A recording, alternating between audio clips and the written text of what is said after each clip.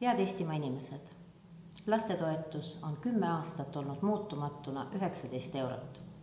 Sotsiaaldemokraadid on olnud valitsuses vaevu 1,5 kuud ja andsime sisse juba eelnõu, mille kohaselt 1. jaanuarist 2015 tõuseb lastetoetus kõigile pere esimestele ja teistele lastele 45 euroni.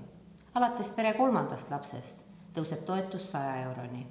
See tähendab, et 3 lapsega pere hakkab 2015. aastast saama kokku 2280 eurot lastetoetust aastas. Me ei ole unustanud ka kõige raskemas seisus olevaid peresid. Vajaduspõhine lapsetoetus tõuseb 1-lapselisel perel 45 euroni perele ja 2- ja enamlapselisel perel 90 euroni. Ei saa mainimata jätta ka koolilõunat. Alates 1. jaanuarist 2015 on gümnaasiumilaste koolilõuna riigi poolt kaetud.